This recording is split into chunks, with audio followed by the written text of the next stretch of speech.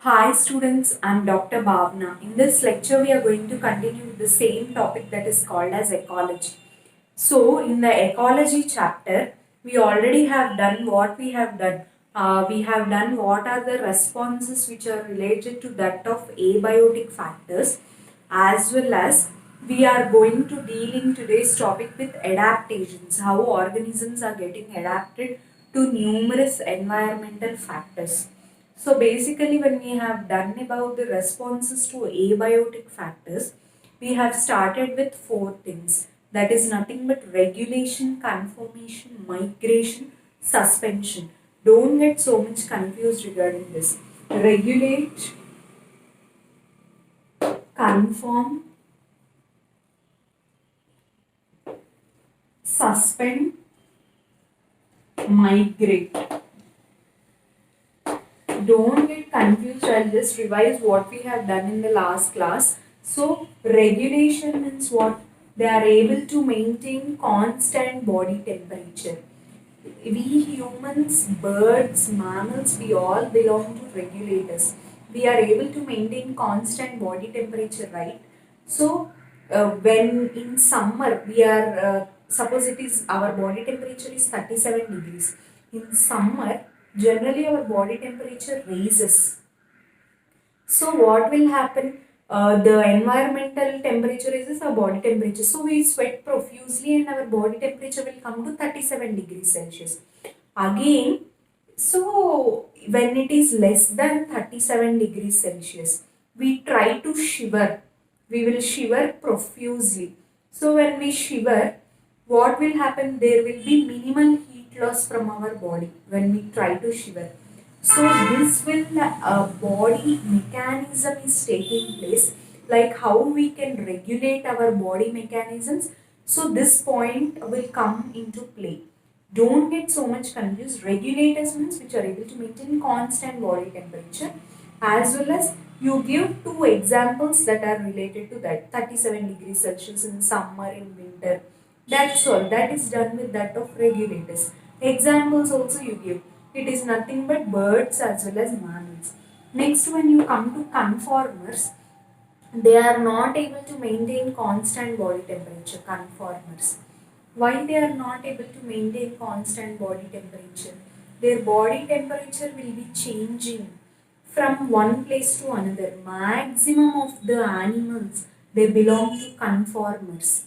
If they are trying to maintain constant body temperature, but after some time they cannot maintain constant body temperature, then they are called as regulators.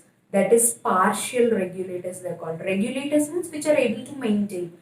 Partial regulators means partial, only half they are able to maintain constant body temperature. Then later they are not able to maintain. So they are coming under conformers. Okay. Then what are the examples which are given? Here it is birds and mammals, I told you. Birds, mammals. In conformers, it is nothing but shrews as well as hummingbirds. Numerous shrews as well as birds. When you come to migration, they move from one place to another. So again in conformance, one important point that you should remember is nothing but they all organisms, uh, smaller organisms, they have large surface area. I told you smaller organisms will have larger surface area as well as less more of volume they will have. So what will happen that is related to that? They cannot be found in polar regions because smaller animals have large surface area. There will be more heat loss from the body. So they are not found in polar regions. That is also important question. So birds, mammals, shrews, hummingbirds. Then when you come to migration, some organisms as they can't tolerate so much of unfavorable conditions, they are moving from one place to another. What is a famous example which I give? It is nothing but Keliado National Park in Rajasthan. It is the it's a good place for the Siberian cranes. Every year from Siberia, numerous cranes will come, numerous birds will come and take shelter. After again winter season, they'll go back. So, because they're not able to tolerate unfavorable conditions in Siberia, that's why they are migrating from one place to another. Again, when they have favorable conditions, they'll go back. So, that is the most common example. So, regulators, conformers, migrators. Then next is suspend. When you come to suspend, suspend means nothing but some organisms, due to unfavorable conditions, they will suspend themselves from the nature basically. Suspend means they will not die. They will, for some period, they'll go deep somewhere and they'll hide themselves. Again, when they come back, they will have the good environment there. So, these four are different. Migration is moving from one place to another. Suspend means they are escaping from that area for some time. Means they are not moving from to other area. In that area only they are suspending themselves. So that is called as suspend. Regulators, conformers, you already know. So when you come to suspend, what are the famous examples which I have given? Suppose smaller animals or some bacteria or fungi. Bacteria or fungi, how they are able to tolerate unfavorable conditions? By forming thick walled spores. When they form thick walled spores, when spores are formed in numerous bacteria as well as fungi, when numerous spores are formed, they are able to tolerate the best conditions. So, but during unfavorable conditions, they are not able to tolerate. But only when spores are formed, they are able to tolerate. So, they are forming spores for themselves and they are suspending themselves for that specific time. So, that is about the bacteria as well as fungi. The next organism which are suspending themselves, they are nothing but, suppose, higher plants and all. Higher plants means what? Trees and all will have numerous fruits, flowers and all. But these fruits and flowers in higher plants, what is happening to that? They all are going into a state of dormancy. They are going into a state of dormancy. Means they are not able to tolerate specific time there. They are going into a suspended state. So they are not able to tolerate specific conditions there. And they are going into a state, they are suspending themselves from that environment. They are not able to produce numerous amounts of fruits and flowers. That state, when they are not able to produce, they are going into a state which is called as dormancy. Why they are going? Because they can't tolerate unfavorable conditions. So some mechanisms should be followed by everyone, right, to escape from nature's you see nature's higher things. You all should think about the, and you should escape from the nature. So one organism will exhibit one mechanism to escape from the nature. So higher plants, they go into a state called as dormancy state, whereas bacteria and fungi, they produce thick walled spores. As well as I told you, zooplankton species. Zooplankton means what? We humans, zooplanktons. So we humans are called as, we survive on plants for food. Like that, in sea also, phytoplanktons are the plants. Zooplanktons will survive on phytoplanktons for their food. So zooplanktons are nothing but those are somewhat appearing as fishes. Fishes and all are called as smaller organisms which you find found in sea. They are called as zooplanktons. So how they are able to exhibit this mechanism, or how they are able to tolerate unfavorable conditions. They are going into a state that is called as diapause. Diapause is different from that of dormancy. Plants will go into, they'll slow their metabolic reactions and they go into a state of dormancy where fruits and flowers are not produced. Animals, they go into a suspended state that is called as diapause. Diapause is always different from that of dormancy. So this is about that. Then later bacteria, fungi, thick Then we humans or we numerous mammals or some smaller organisms, how we all are able to tolerate. Some bears, for example, bears. Bears, they are not able to tolerate high temperatures. They will, that's why they will live in polar regions, or they are not able to tolerate so much of winter season also, because they can tolerate somewhat, they can tolerate, but very much minus degrees Celsius if it go, they can't tolerate. So the bears exhibit a mechanism which is called as hibernation. Hibernation means what? It is called as winter sleep. So these organisms will go into a state that is called as hibernation, means winter sleep. Bears, as well as aestivation. Now aestivation means summer sleep.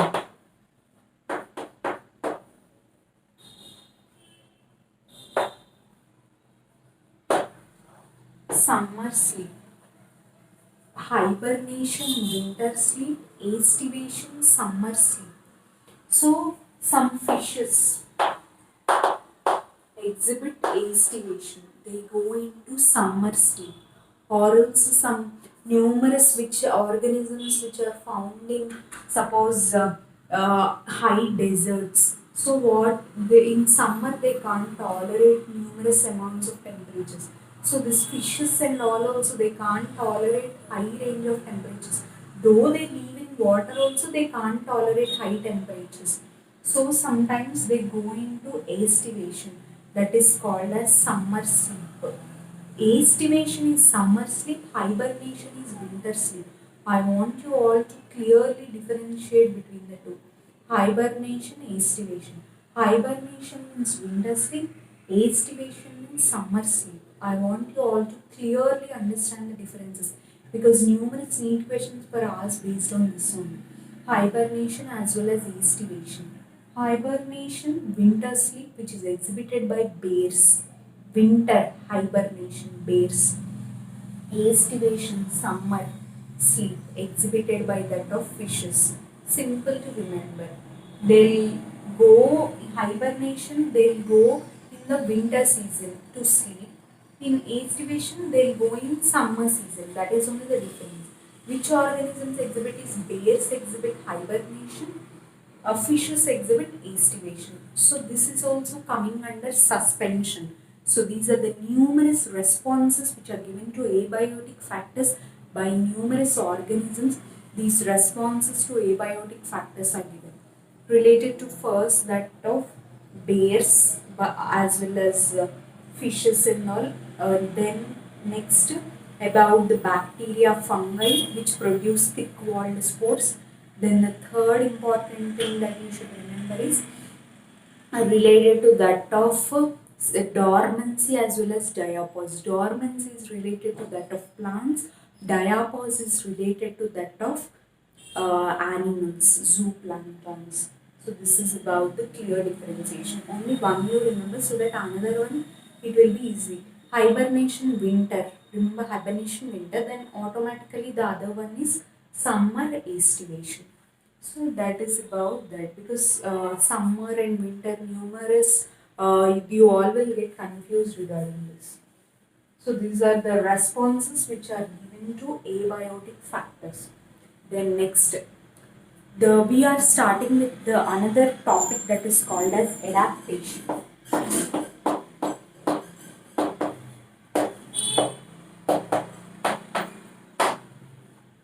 Adaptations means what? Numerous organisms are getting adapted to the environment to survive and reproduce. That is what is exact definition of adaptation is. It enable the organisms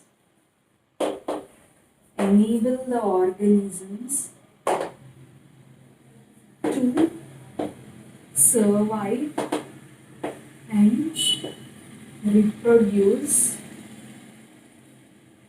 in its own habitat.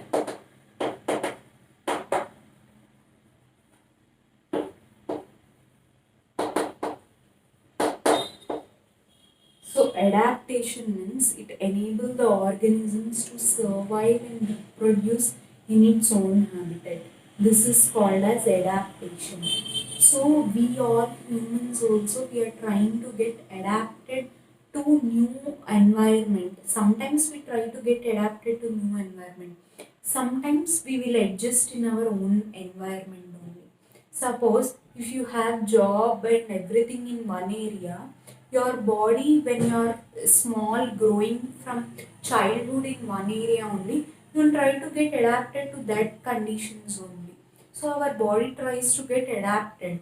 When you move to other places, again you try to get adapted due to the different jobs and all. If you move to other places also, your body tries. First 2-3 days we are not getting adapted, but maximum times we get adapted. So this mechanism like behavioral as well as you see ecologically, socially, everything, when it enables the organisms to survive in that particular environment and reproduce in its own habitat, this is called as adaptation. Means you should try to be in that area as well as you should try to get reproduce also in that area only. Like you are able to survive and reproduce in your own habitat, that is called as adaptation. You're trying to get adapted to that environment. Numerous examples are given related to adaptation. Important in each point of view, you all should remember. Till now, we have seen what are the responses which are given to the abiotic factors. From now, we will see how we are getting adapted to nature, how we are getting adapted to the environment. So, the first example is kangaroo rat.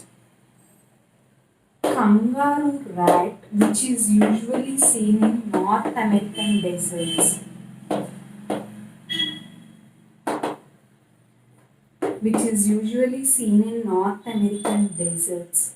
It is trying to get adapted to the high desert area, kangaroo rat. It is trying to get adapted to that environment. How it is getting adapted? By internal fat oxidation. By internal fat oxidation, it is trying to get adapted to the environment, as well as it is trying to get adapted in what sense? Means it is able to concentrate its urine. Normally in deserts, suppose you see camels. Suppose in India you see in deserts you see numerous camels you see. They all will have hump to store numerous amounts of water. When they move from one, though in summer season also they are able to survive. Like that, kangaroo rat also, it is able to survive in North American deserts by it specified one own mechanism that is called as internal fat oxidation, as well as it is able to see concentrates its urine. Concentrate its urine. I have already told you in excretory chapter mechanism. What is countercurrent mechanism? Countercurrent mechanism means we will stop excessive. Suppose you drink only very less amount of water. Daily you take only 1 glass of water. Then you will not go to urine and all. It will not, our excretory products will not be eliminated from our body. Most excretory products will not be eliminated from our body. We are able to store the whatever water we take. So we are able to concentrate the urine. We are not able to dilute the urine. Dilution of urine means what? If you take lots and lots of water, you're able to pass out the urine. But if your urine is getting so much of concentrated, means it is able to maintain concentrated urine, means because in deserts and all you don't see so much amount of water, right? You see only very less amount of water, but it is able to store for itself by concentrating the urine and minimizing the excretory products that are going out. So this is one mechanism which is exhibited by kangaroo rat. The first example which I am giving under adaptation. I am giving under adaptation. Kangaroo rat in North America is capable of meeting its water requirements by the mechanism which is called as internal fat oxidation, as well as by concentrating its urine and preventing excess of amount of loss of water. So this is the example, first example. Then you see numerous desert plants. Desert plants. All are related to deserts only mostly. They are deserts as well as polar areas only. Numerous examples will be given. Why? Because in deserts only high temperatures you see. In polar areas only minimal temperatures you see. In other places normal temperatures our body is able to adapt. But those organisms which are living in deserts as well as which are living in polar areas, they only should have special mechanism, right? To adapt themselves to any type of temperature, they only should have. So desert plants, which are also called, which what they will have, they have thick cuticle. They have thick cuticle which is present on leaf surfaces. They have thick cuticle on that of leaf surfaces, as well as stomata are arranged in deep pits.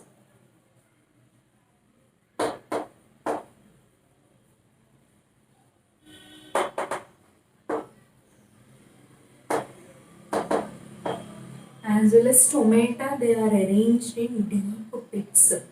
Stomata means this full process is photosynthesis, right? So they have thick cuticle. So much amount of water is not lost from these plants, as well as stomata also, which will release so much amount of water. They are also present in deep pits in the plants they are present. So like this they are able to survive, these deserts plants in deserts they are able to survive by minimizing the loss of water by having thick cuticle on the leaf surfaces as well as stomata arranged in deep pits. This is about the desert plant. Second example. First example, kangaroo rat in deserts. Second is about the desert plants. Then the third is about desert plants only again. Desert plants like Opuntia, the name, or cactus. You all might have seen cactus. Will it have leaves? No, it will have numerous spines which are present. These spines are a special mechanism, spines, which prevent the loss of water from the plants, as well as these leaves are also absent for these of Opuntia, because if leaves are present, maximum water loss will take place through these leaves. That's why their stems only, they perform the function of the leaves. So the stems only stems are present, as well as numerous spines will be present. Spines means what? Nothing but thorns. So like these desert plants are getting adapted to their environment by minimizing the loss of water. Desert plants like Opuntia, cactus as well as spines, they are reducing their spines or thorns. Numerous thorns are present on the desert plants and they are able to survive these desert plants. So this is about the adaptation, the third example which is given.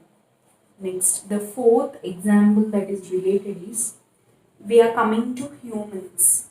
Humans.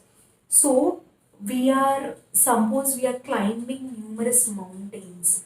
We will be able to breathe naturally? No, we are not able to breathe naturally because we exhibit a special thing that is called as altitude sickness. Altitude sickness.